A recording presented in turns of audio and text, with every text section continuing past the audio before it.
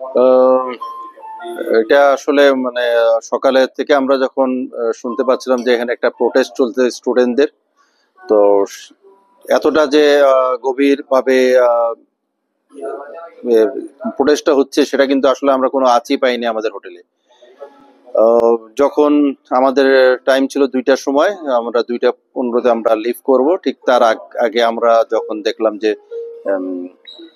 News আসলো, কিছু মিলিয়ে আমরা যখন ওয়েট করছি আমাদেরকে আনফা থেকে বলা হলো যে আপনারা আপনাদের শিডিউলটা আরো 1 ঘন্টা পিছিয়ে দেন, আপনারা পিছিয়ে রাখেন, আমরা পিছিয়ে তারপরে আপনারা ট্রেনিং করবেন।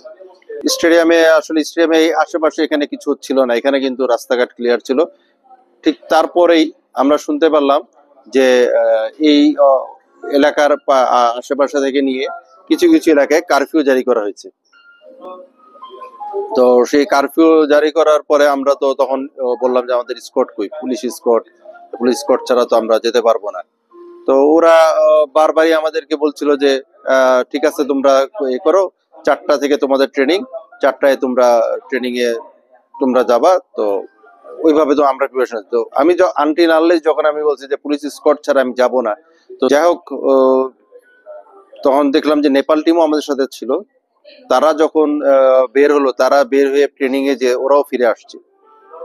তো যখন তারা ফিরে আসছে, তো তখন তো আর আমাদের আমরা দেখলাম যে ওই সিচুয়েশন নাই।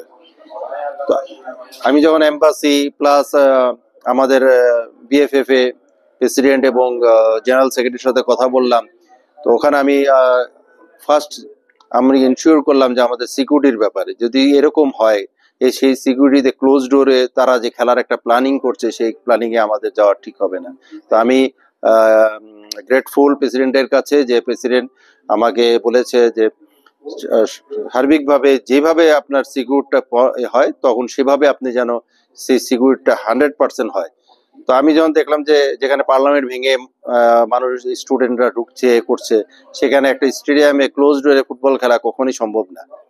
তো যাই হোক, যেটা হয়েছে আমি প্রেসিডেন্টকে থ্যাঙ্কস জানিয়েছি। প্রেসিডেন্ট সাথে সাথে সিদ্ধান্ত নেওয়াতে আমি তাদের উপরে আনফার উপরে বলেছি যে আমাদের এই পক্ষে এইভাবে খেলা সম্ভব না, তোমরা যদি এটা না করো। তো সেটাই হলো, সেটা লাস্ট অবধি তারা সেই সিকিউরিটি কনফার্ম করতে না পারার পরেই তারা ম্যাচ ক্যান্সেল করলো।